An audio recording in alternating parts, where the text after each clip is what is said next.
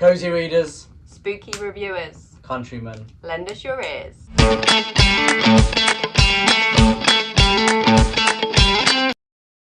And a huge thank you to all of our Patreons. Thank you to the Pit Fighters, the First Swords, and all of the Bright Stars, Truth and Courage. Hello and welcome to the channel. I'm Sadie. This is my fiance Ed. Ooh, and you will notice that we are missing. You'll notice that we are missing a brother today. Unfortunately, Will is not joining us here because he's at university. Thank you for joining us for our autumnal/fall book recommendations, and we are here by the fire, hoping that it's not a safety hazard. No. Hopefully, during the video, you don't see us running off in flames. That would not be good. I don't think we'd post it actually if we were burning. No, I don't think so. I think the video might But there is a fire extinguisher over there. Yes. It's called Dottie. She urinates on demand, doesn't she? I think she's just old. But yeah, so we're going to be talking about what books do we think that you guys should be reading in the months that are autumnal/fall, as they say in the United States. Now, all of these books, I mean, to me, autumn is all about reading, and reading is all about autumn. They just feel like they go hand in hand. You know, there's nothing more autumnal than cozying up with a nice book about dark fantasy, about people killing each other and, you know, the world ending. There's nothing more cozy than that. But I think we've got a nice mix of books here that we're recommending that you read if you want some autumn vibes. You know, the vibes are immaculate. The fire is lit.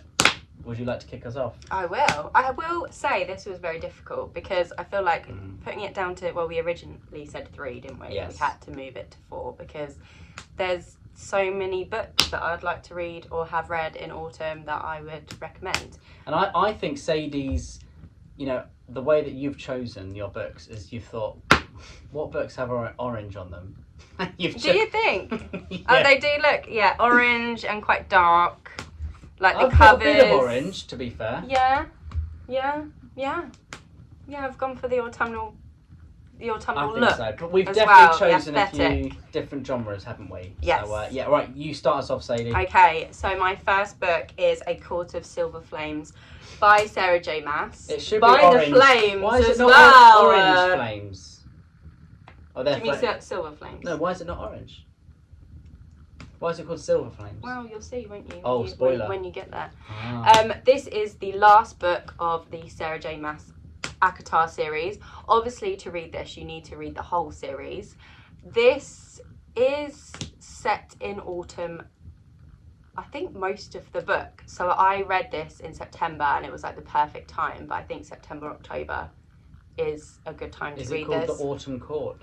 There is an autumn court in it, but they are not in the autumn court. So it's a bit confusing, isn't it? Because they have all these different seasonal courts, but they're not actually there, but the time is around autumn and then goes into winter. This is a romantasy book. I think fantasy and romantasy are the best books for autumn. Yeah. I don't know if it's because I read more, I've maybe put a bit more time aside for reading, so you've got like the longer books as well and you just want to immerse yourself into a different world. The days are getting shorter. Yeah. So you find yourself reading more at night when it's really 6 the fire o'clock. on, Yeah. you know. Exhibit So yeah. And this, romantasy, it's got romance in it obviously, and it is full of spice. Let me add a little bit of spice. Pumpkin spice? I read some out to Ed, didn't I? And you refused to believe that it was in the book. I thought Sadie was making it up. This stuff's pretty filthy, guys. So yeah, you're recommending some. But I mean, they're not PG, are they? They're not. But there is so much more to them. They're not just about that. It isn't just about that. The world building is absolutely incredible. The details, everything. I mean, in this book, even down to the shampoo and soap, she was talking about like the smell of them, and I was like, I need to get some night court soap because it's just amazing how she describes it. And so I the think that's beauty's what in the details. Yeah, the world building, the characters that you get to know. There's in this book, there's a lot on like PTSD, sisterhood, found family. There's just so much to it. Pumpkin shampoo. Not pumpkin. They're not in the autumn court, But Ed. they're talking about shampoo. I'm Yeah, sorry. I know. Okay. But yeah, you'll see. You'll see. So yeah, I absolutely think this is the whole series actually, even with the different courts, the different times of year. I think you could start the series in autumn, and yeah. There you go. And then get to this by, I don't think you'd be able to read it all in a month, but maybe you will. I don't know, The there whole are some series. people out there, I bet Jamie could. Yes, my cousin, she has started and probably finished, I think, by now in a month. I reckon so. Yeah. So the first pitch for me has to be for The Lord of the Rings. These are my lovely Auntie Irene's copies, and I think they're from the 80s or the 90s, but yeah, they're brilliant copies. But yeah, The Lord of the Rings feels like the most autumnal series because the Shire, it does feel like fall, as when the characters leave the Shire, they're going into a new season. That's what it feels like to me. But fantasy is, as Sadie said earlier, the most apt genre, I think, for reading something in autumn / fall. I keep saying fall, but we're not American, so it feels really, really strange. But it does Americans make might be sense. watching- It's called yeah, fall. Yeah. I mean, autumn. I always think Where of did that fall come as well from? because you know the time. You Yeah. know the times change, and people say fall back because Yeah. it's fall. So I do think of That's fall. a good one. And also Yeah. the leaves fall. They fall. They do fall. So to the United States of America, that is It makes sense. something makes sense. Yeah. But yeah, Lord of the Rings to me is the most autumnal series. It's something that every autumn I feel like picking up. Maybe it's like the coziness of it. Maybe it's the nostalgia. I mean, the films came out all around Christmas time, didn't they? So maybe they're wintry reads as well. So when we do a video about winter reads, I mean, I'm sure I'll try and get Lord of the Rings on there as well. Yeah. But yeah, Lord of the Rings, of course, you saw it coming. Is the most autumnal series, and all the characters, all the different worlds that Tolkien built inside Middle Earth, they all lend themselves to this kind of coziness. And I think because Lord of the Rings is like, you know, the grandfather really of fantasy books, that it feels like, you know, you should probably sit in a rocking chair by a fire with a pipe reading the series, and that feels autumnal. Oh, that's really cute. Thank you. Grandfather of fantasy. I like that. I coined it myself. Next one for you. Oh, the next one is The Shadow of the Wind by Carlos Ruiz Zafón. This is a Book. book. Fantastic This is a book. book about a young boy in, I think it's set in 1945, Barcelona. And when I think of Barcelona, I wouldn't normally think autumn. No. Cold, but the setting of this is very like eerie and spooky. Ooh. And I mean, even the front cover, I think that just Yeah. there's something like cold and Yeah. misty, isn't it? So mysterious and all that.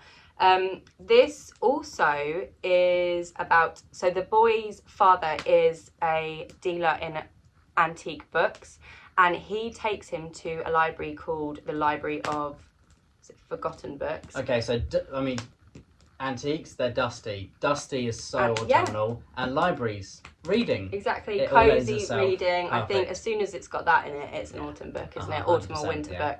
book. So in this Library of Forgotten Books, he's allowed to choose one book, and he pulls this book called The Shadow of the Wind, and he starts looking into the author and finds out that there's some kind of mystery around the author. Someone is destroying this author's books, and he looks into the life of this author, and it's just like mystery, and there's almost like stories of like doomed love, there's romance in it, there is mystery, there's a bit of fantasy, there's, you know, it's everything in one book. I think anyone could read this and should read this. I thought it was fantastic. I read this second one as well, and I got a little bit confused on the order of books. The second one is set after this, but then there's another one. Yeah, because we were going around buying them. Yeah. And nothing was very clear. So I don't know if it's just like a, what would you call it? Not Like maybe companion novels. Yeah, a companion. Yeah. Maybe two of the others are companion novels. But you loved to this it. book, didn't you? I absolutely loved it, and even the characters again, I love. I'm definitely a character lover. Not character Excuse lover. me? Excuse Character me? lover. My I finance. I keep calling you my finance. My fiance just said you're I'm a character lover. No, I just love characters. Character like reader. a character reader. That's it. That's the one. Thank you, Ed. That's okay. It's a Darling. bit worrying, isn't but it? yeah, it's absolutely fantastic, and I think the atmosphere in it is just great. So definitely an autumn read. Makes you feel a bit cold. and mystery as well. I think October, a bit of spooky vibes. Talking going of on. spooky vibes and the atmosphere is The Chronicles of Prydain by Lloyd Alexander. And these books are the first fantasy books that I ever read. And maybe that's again lending itself to the nostalgia. But these books are focused on Welsh mythology meets high fantasy. They are YA series, but I feel that they're very appropriate, very current for today, for contemporary standards. There's such an exciting series. It takes some traditional fantasy tropes like a farmer boy and chosen one, different tropes, and the prince with a past and of his kingdom and that kind of stuff. And you are following Taran, who is a pig whisperer, a pig boy basically, looking after an oracular pig, so a very magical pig called Henwen, who's just delightful. I wish we had a pig called Henwen. And there is a very nasty man called the Horned King who's trying to get hold of Henwen. And lots of, he's not a nice bloke. And he also got really, obviously he's called the Horned King, so he's got nasty horns. And that was dangerous. That feels very, you're always smoking, baby. So yeah, it feels very autumnal with that. It's kind of that spooky, it's definitely got some spooky vibes. But I think because it's a YA as well, it's quite wholesome. And the character relationships, I always remember absolutely adoring. And we're a Welsh family, so I love the Welsh mythology, all the names behind it. I think, I know that Philip Chase is a big admirer of this series as well. So if Dr. Fantasy says read it, you gotta read it. But also, I say you should read it for autumn. But, yeah, that's my number 2 pick. I love that word wholesome as well that you use. We like wholesome. I feel like that's autumnal too. Wholesome's very autumnal and wintry, I think. Yeah. But, wholesome is particularly We're all about autumnal. the wholesome weekends, aren't we, at the moment? I love a wholesome family weekend. Most importantly, a wholesome weekend at home. Yes, reading. Can you have a wholesome weekend not at home? Probably. I'm just being lazy. Yeah. Caught me on Shall camera. I'll talk about my next book, shall yes. I? The next book. I think the vibes are changing with this book, aren't they? Yes. Yeah. I wasn't, when we were doing 3 books, I didn't even, should I admit that I didn't even think of this book, and then Ed was like, what about this one? And I was like, oh, that's got to go on the list, doesn't it? Yeah, but your brain wouldn't let you think about it. No, it was a while ago. Me, let's do 4 books, and I'd have been like, me. Yeah. But then we did anyway, so it's fine.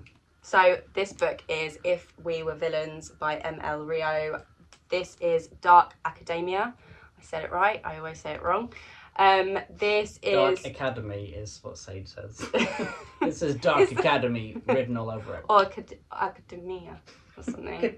Sounds like a Greek state or something, yeah. Or a wine. So I said it once, I don't need to say it again, do I? What's it called?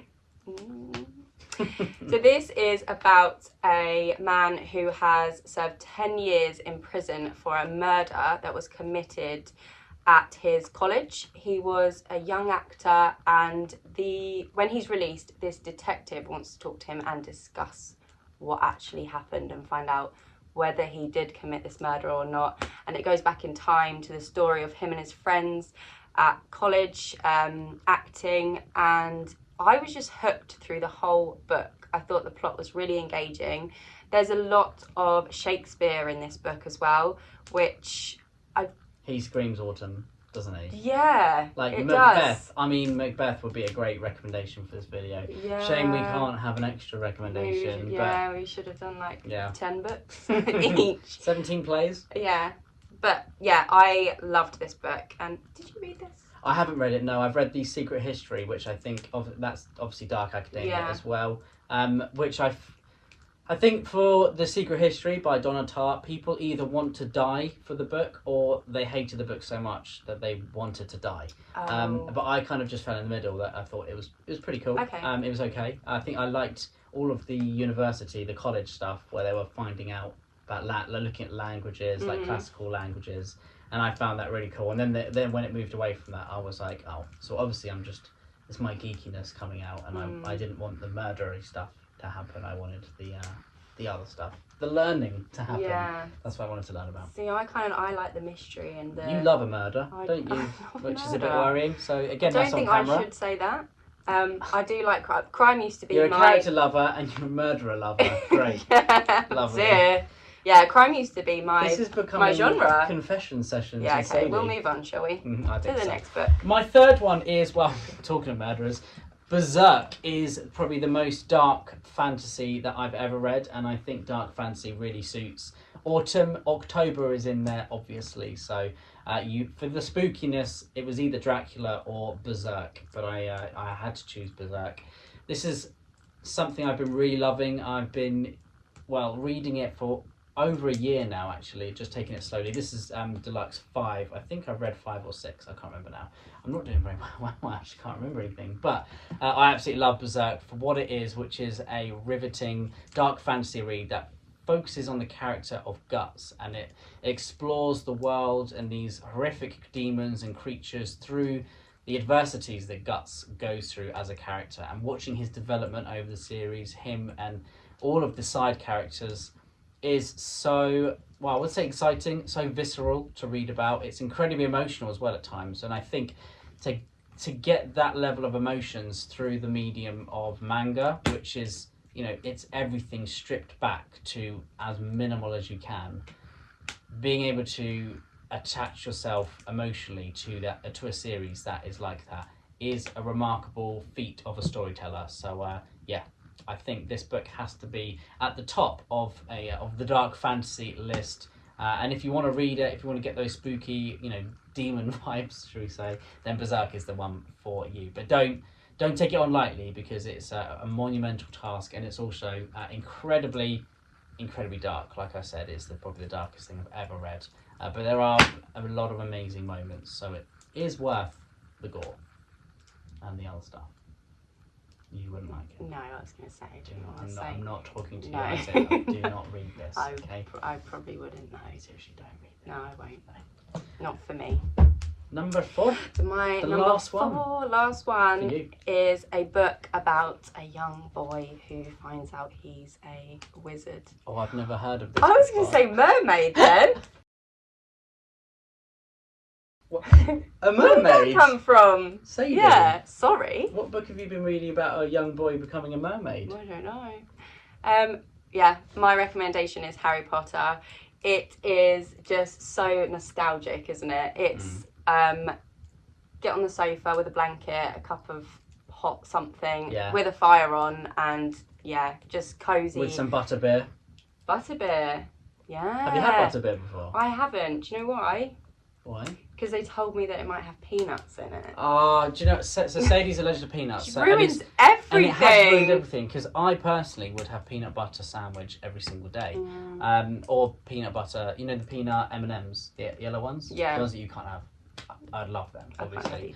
have either. But since does ruin we've been it. together, I haven't been able to eat peanuts, and it's been a really hard time. Yeah, you keep trying to get Thank rid you of me thank for a you week, for your don't support. you? When I say Sadie's allergic, she's literally like really allergic. But yeah, I do keep saying she should go on just a week-long holiday. I would really miss you, but I would be able to, just eat a lot do of peanuts. it. Maybe every year you should just have a peanut week. holiday. Yeah, peanut holiday. What are you booking time off for, Ed?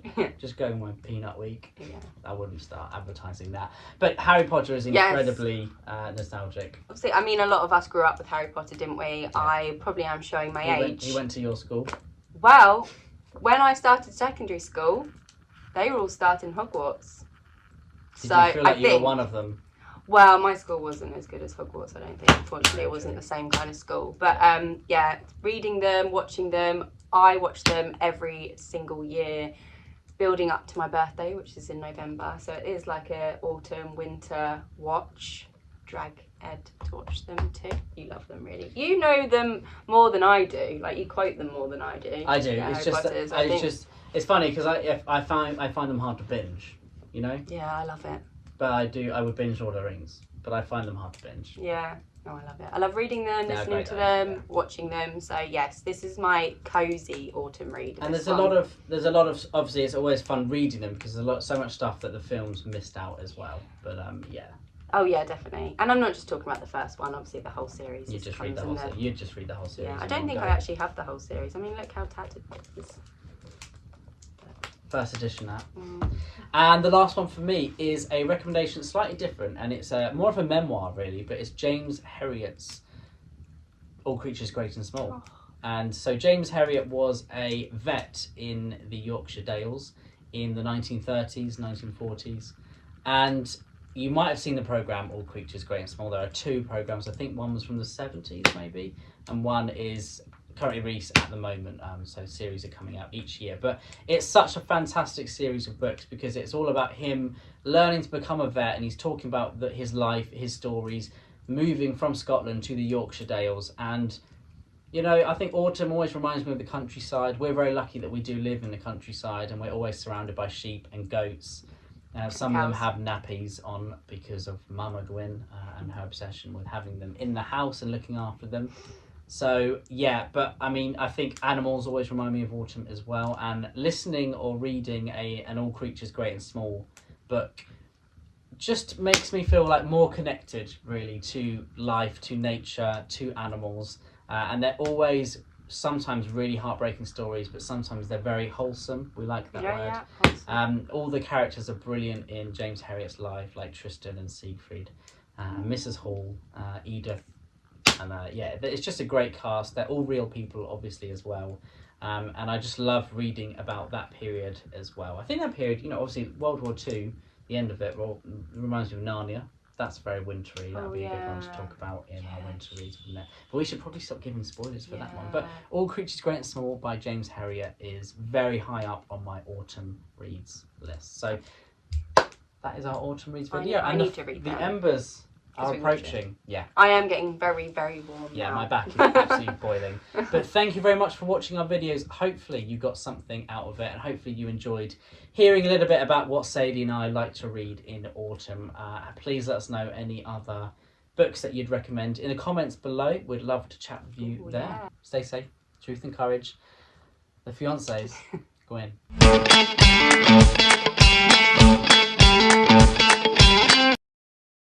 And a huge thank you to all of our Patreons. Thank you to the Pit Fighters, the First Swords, and all of the Bright Stars, Truth and Courage.